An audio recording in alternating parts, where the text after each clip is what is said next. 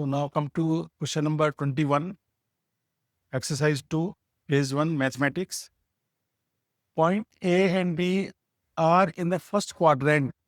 Point O is the origin, and if the slope of line OA is 1.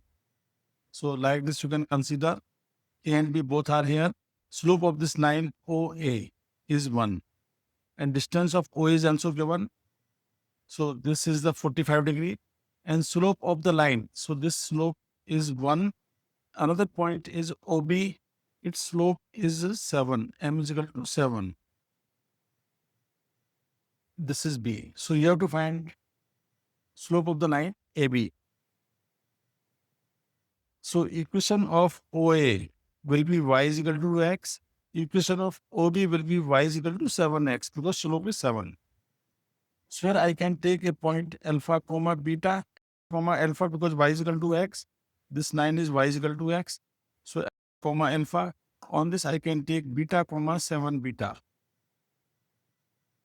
Now as per the condition OA is equal to OB is equal to 1.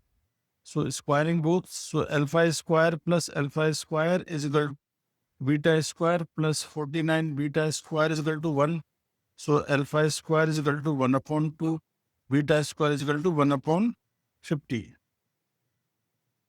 So alpha is equal to 1 upon under root 2. Beta is equal to 1 upon 5 under root 2. What you have to calculate? Slope of AB. Slope of AB is equal to 7 beta minus alpha upon beta minus alpha. So 7 beta is how much? 1 upon 5 under root 2 minus 1 upon under root 2.